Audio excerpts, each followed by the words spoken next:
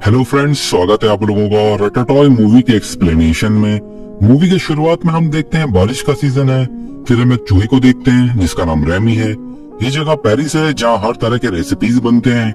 यहाँ जो भी खाना बचता था उसे चूहों की फैमिली खाती थी, लेकिन रेमी उनसे कहता है कि तुम लोग कूड़े में फेंका खाना मत खाया करो। रेमी हर चीज को सुनता था और जो चीज उसे फ्रेश लगती थी सिर्फ वही खाता था। रेमी की सोच ये थी कि वो किसी का फेंका हुआ खाना क्यों खाए, इसे वो हमेशा से अपना खाना बनाना चाहता था। वो एक शेफ को अपना आइडियल मानता था जिसका नाम गुस्तो है। वो पेरिस का सबसे फेमस शेफ था। रेमी उनका शो देखने के लिए एक ओल्ड लेडी के घर जाया करता था, लेकिन आज लेडी को पता चल जाता है कि उसके घर में एक चूहा है, इसलिए वो बंदूक उठाती है और उसे शूट करने लगती है। इसी दौरान वो अपनी छत पर शूट कर देती है। उस छत के ऊपर रहती थी रेमी की पूरी फैमिली। वो छत गिर जाती है और वहाँ होते हैं सैकड़ों चूहे। वो लेडी डर के मारे उन्हें मारने लगती है, इसलिए वो चूहे भागकर बाहर आ जाते हैं। लेकिन रेमी वहाँ से भागते वक्त उस फेमस शेफ की बुक लेना चाहता था, जिस वजह से वो पीछे रह जाता है और उसकी फैमिली एक सीवेज में चली जाती है। कोई लकड़ी के टुकड़े पर तो कोई पत्ते पर तैरता हुआ वहाँ से निकल रहा था। रेमी जब तक वो बुक लेकर बाहर आता तब तक देर हो चुकी थी, क्योंकि सभी चूहे आगे निकल गए थे। अब रेमी 12 दिन तक उसी सीवेज में रहता है, लेकिन उसे वहाँ अपनी फैमिली का कोई नामो निशान नहीं मिलता, इसलिए वो निराश हो जाता है और बुक खोलकर पढ़ने लगता है। तभी उसके सामने उसके आइडियल शेफ गुस्तो आ जाते हैं। वो उससे कहते हैं कि तुम निराश क्यों हो, तुम्हारी लाइफ बड़ी बन सकती है और ये दुनिया बहुत बड़ी है, तुम वो करो जो तुम्हें अच्छा लगता है।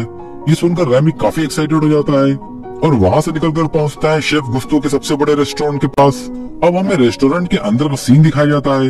वहाँ रेस्टोरेंट के किचन में सभी लोग काम कर रहे थे। तभी वहाँ एक लड़का आता है जो की जॉब ढूंढ रहा था। तो रेस्टोरेंट का हेड, जिसकी हाइट काफी छोटी है, वो उससे कहता है कि हमें सफाई वाले की जरूरत है, तो हम तुम्हें एक स्वीपर के तौर पर रख लेते हैं। अब वो लड़का, जिसका नाम अल्फ्रेड होता है, वो अपना काम करते करते वहाँ सूप गिरा देता है। वो काफी डर जाता है क्योंकि वहाँ काफी ज्यादा सूप गिर गया था, इसलिए वो उसे और बढ़ाने के लिए उसमें अजीब सी चीजें डालने लगता है। ये सब ऊपर से रेमी और गुस्तो की सोल देख रही थी। रेमी, जिसे कुकिंग का पैशन था, वो ये सब नहीं देख सकता था कि अल्फ्रेड उस सूप को खराब करे, इसलिए वो ऐसा बिहेव करता है जैसे कि खुद ही सूप को बनाना चाहता हो। इसी बीच वो छत के शीशे से फिसल कर नीचे सिंक में गिर जाता है और फिर वहाँ से भागने की कोशिश करने लगता है। वो जैसे तैसे करके खिड़की पे पहुँचता है ताकि वहाँ से बाहर निकल जाए, लेकिन जब उसे सूप की स्मेल आती है तो वो समझ जाता है कि ये सूप बहुत ज्यादा खराब हो गया है। उसके अंदर शेफ वाला कीड़ा जाग गया था और वो सूप को अच्छा बनाने लगता है। वो पास पड़ी चीजों को यूज करता है, अलग अलग तरह के हर्ब्स, सॉसेज और मसाले उस सूप में डालने लगता है। लेकिन तभी उसे वहाँ अल्फ्रेड देख लेता है।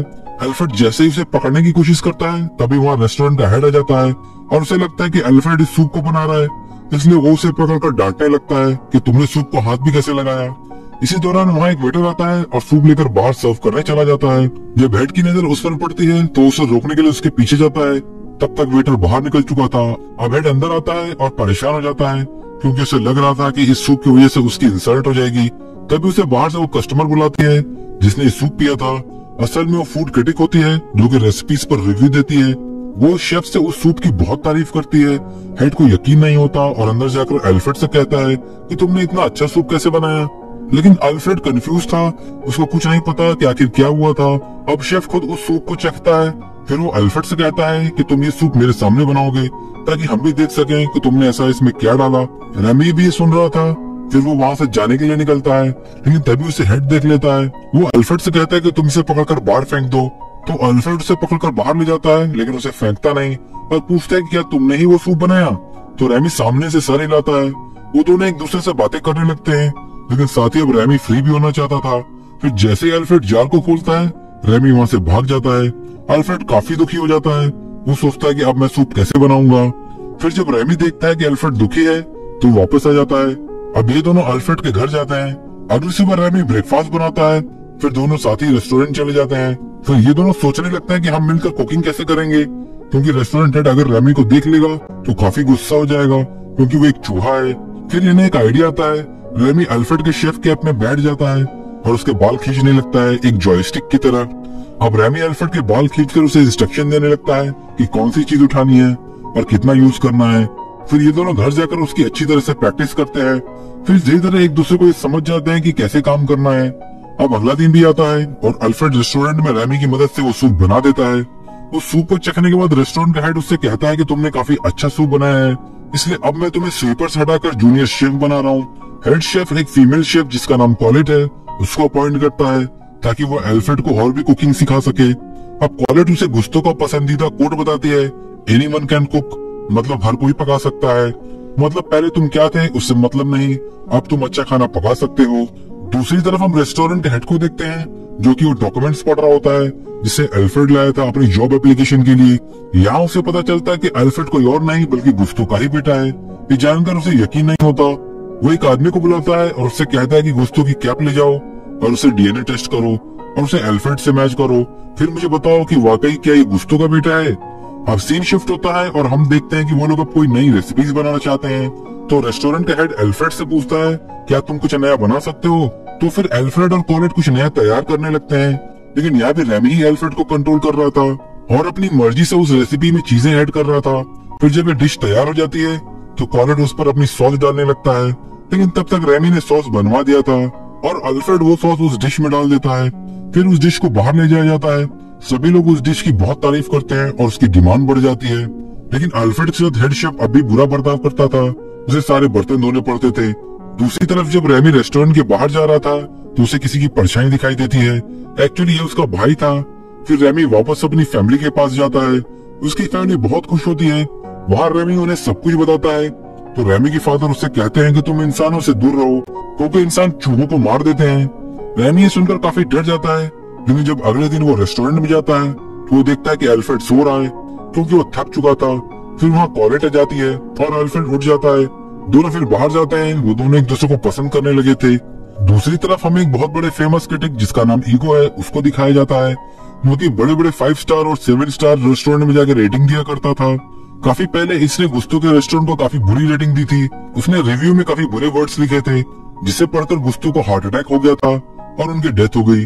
ईगो को पता चलता है कि गुस्तो का रेस्टोरेंट काफी अच्छी रेटिंग पर जा रहा है तो उसे काफी गुस्सा आ जाता है। अब जब किचन में एल्फ्रेड और कॉलेट बातें कर रहे होते हैं तो रेमी को अच्छा नहीं लगता क्योंकि एल्फ्रेड अब रेमी से बातें नहीं किया करता था। इसलिए रेमी सोचता है कि मेरे फादर ठीक ही कहते थे कि इंसानों को चूहों की कोई परवाह नहीं।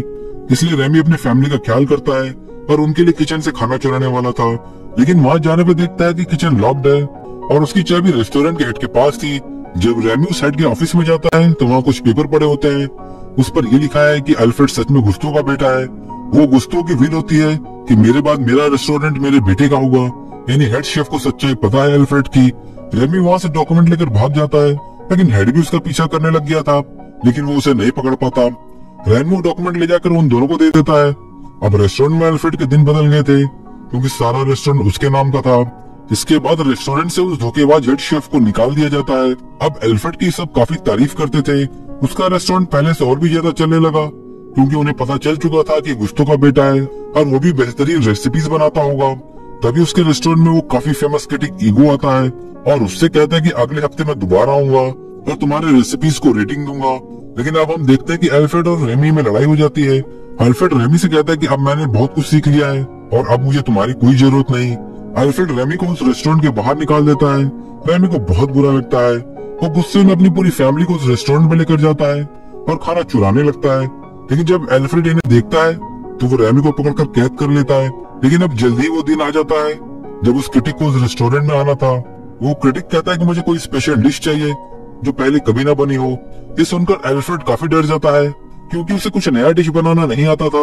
उधर रेमी भी कैद में काफी उदास हो रहा था। तभी वहाँ रेमी की फैमिली आती है और उसे कैद से छुड़ा लेती है।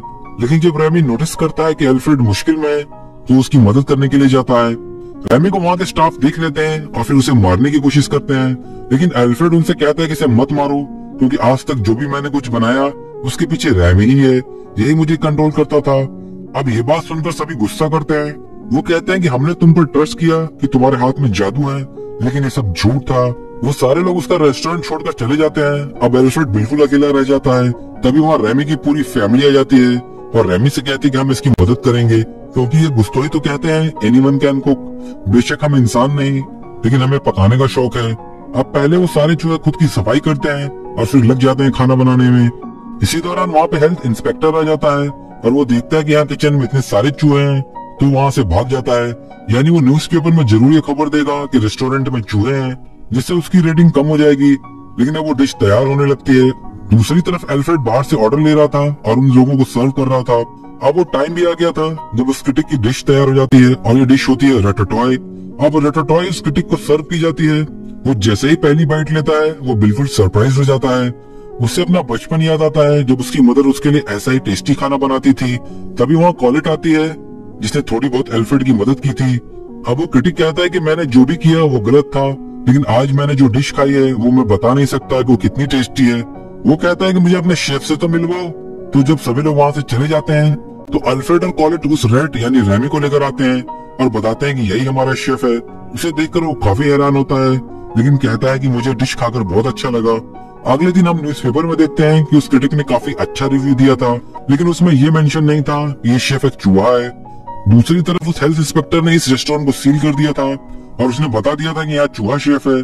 तो इस बात के लिए ईगो को अपनी जॉब से हाथ धोना पड़ा, क्योंकि उसने जानते हुए भी शेफ एक चूहा है फिर भी अच्छी रेटिंग दी। अब रेस्टोरेंट बंद हो चुका था तो फिर अल्फ्रेड अपना एक और रेस्टोरेंट खोलता है जहाँ का शेफ रेमी था और उसके साथ वहाँ कॉलेट भी थी। और इस रेस्टोरेंट में ईगो ने भी इन्वेस्ट किया है और वो अक्सर इस रेस्टोरेंट में आता रहता है और काफी खुश है।